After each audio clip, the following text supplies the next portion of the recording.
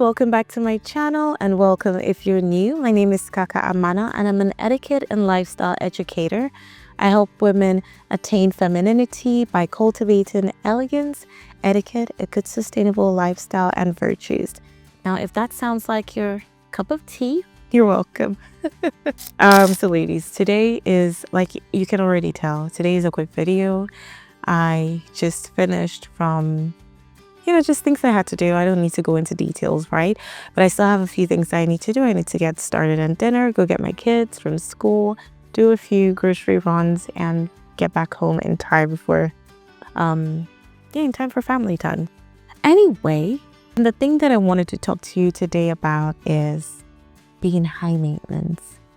I'm just going to start with a story, right? When I first started my elegance journey, I would say when I intentionally started my elegance journey, one of the greatest compliments, I wouldn't say compliment, no, I take that back. One of the things that felt like, okay, you have arrived to me, was when people told me that I was high maintenance. You wouldn't believe it. But this was my mindset then. And you wouldn't blame me, because it's the same mindset that a lot of women who are on this journey hold as well. Being high maintenance means being exclusive, being inaccessible to a lot of people. It means being set apart, like a luxury product, right? Or a luxury person. I'm using product because, it's just an analogy. It just felt to me that I was not for everyone. I wasn't everyone's cup of tea, and that was okay. So for me, being told that I was high maintenance meant that I had achieved this goal of setting myself apart. I wasn't like the mainstream gal who was very easy to get, very easygoing, anything goes for, and all of that. Boy, was I wrong. And that's what I'm here to talk about today, because a lot of women make the same mistake, especially people who are still starting off on their elegance journey, younger women, single women, right? I would say that the only time my perspective started to have a massive shift was when I became a mother. Yeah.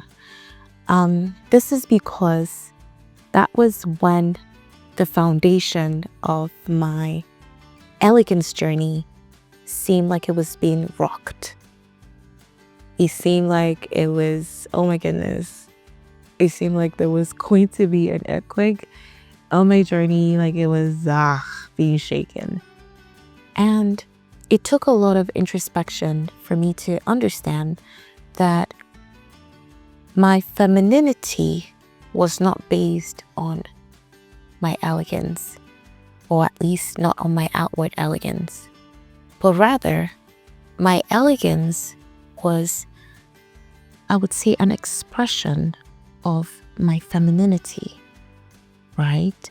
And I think I have a video on that about how to, how to be elegant as a mom and all of that. I realized that motherhood was the apex expression of one's femininity, because what else says femininity as much as being a mother? And I'm not even talking about just birthing a child, and that alone is not even just, right? But the work that goes into being a mother, that is the highest expression of femininity that they ever would be. Because think about it, femininity at its core is nurturing, it is self-given, it is sacrifice, it is affection, it is warmth, it is everything good, right? It's softness too. And when does that reach its peak in every woman? When does every woman get to actually practice nurturing for real and long term till they die? It's when they become mothers. I mean, of course, before now, you've been honing your nurturing skills with those around you, your family, your friends, right? Your colleagues and people you just meet randomly. But it reaches its culmination at the point when you become a mother. And if you're not yet a mom, I don't know how else to explain it, but there is a shift in you. I think the best person that explained it said that when you become a mother, two people are born that day. Your child and a new you.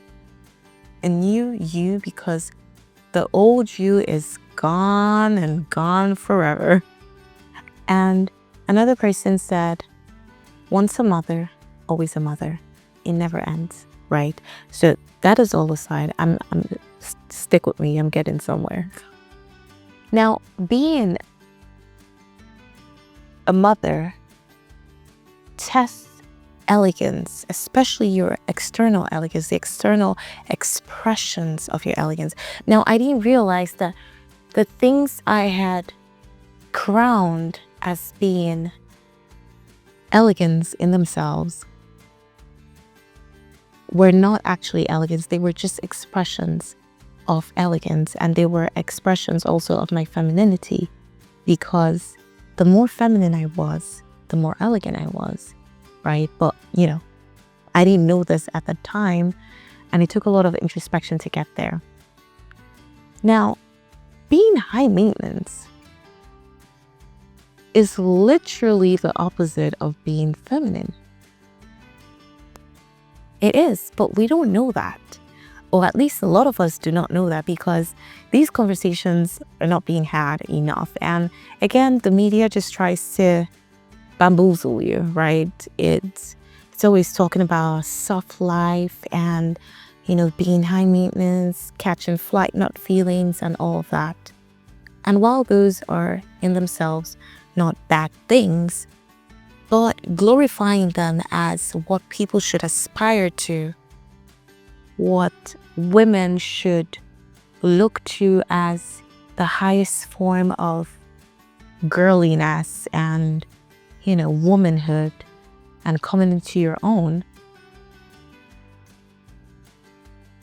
it's just false, right? Because when you think about it, the literal dictionary meaning of being high maintenance is something that requires a lot of care to be their best, or something in that line. Hold on, let me just be sure.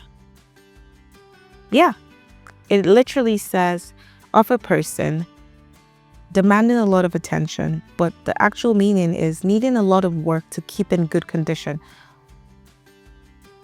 I don't know about you, but I just felt insulted by that. Like, now thinking about the times that I had felt good about being called high maintenance, in retrospect, I feel insulted by those people who said that to me.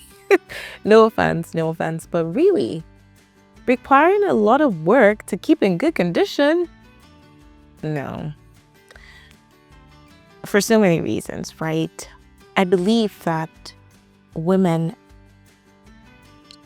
we naturally, when we tap into our femininity, we naturally exude goodness.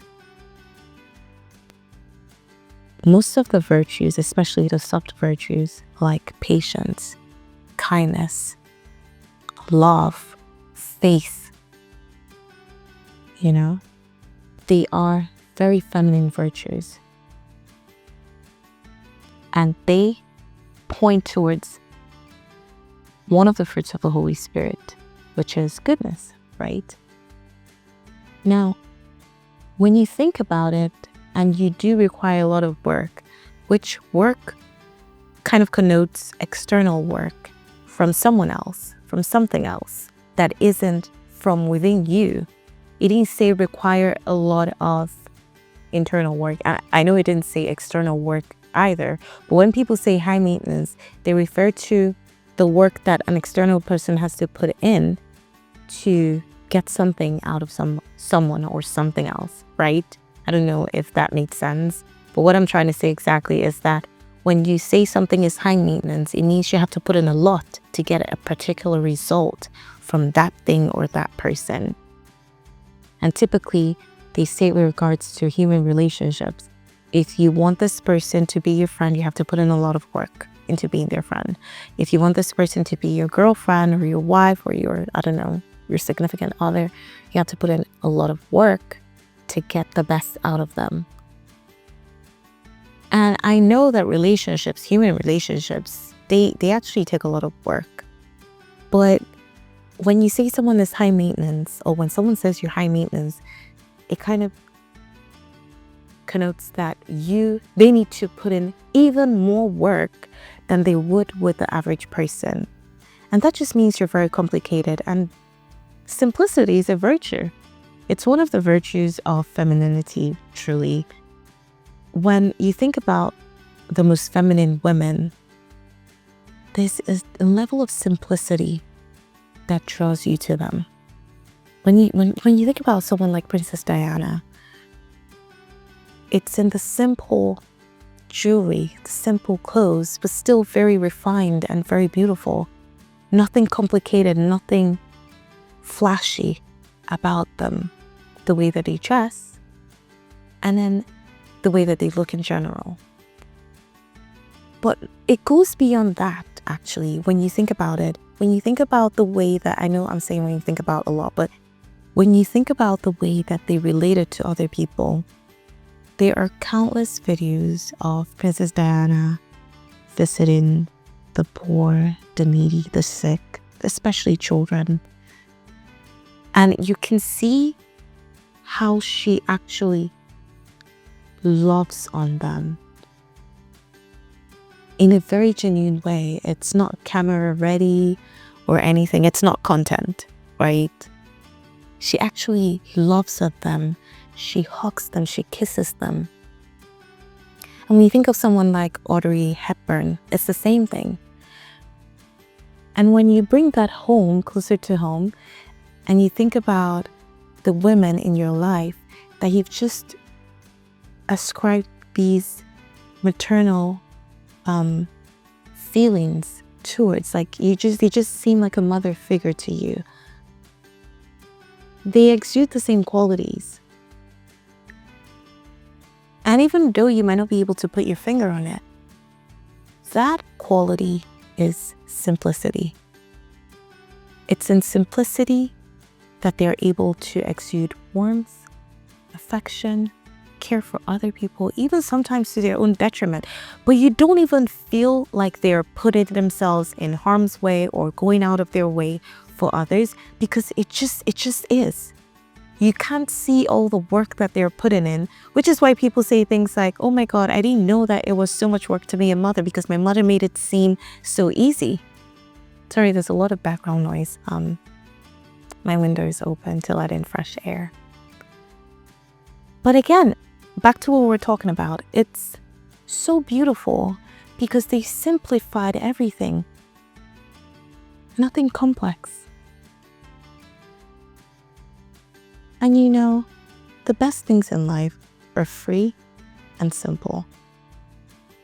The beauties in life are very free from frills and trimmings and all of that.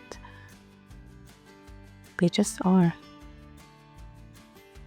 So the next time you hear the word or hear someone referring to you as being high maintenance, maybe it's time to take a deeper dive into yourself and to figure out what kind of woman you actually want to be. Because if you carry that high maintenance energy into real life, I mean real life, like your family life, your work life, your friendships, and other relationships that you might have, I can almost guarantee you that it's a recipe for disaster, and those relationships would start to crumble at their foundation. So I hope this gives you something to think about, and maybe something to apply to your own life. And hopefully I'll see you in my next video. Bye, ladies.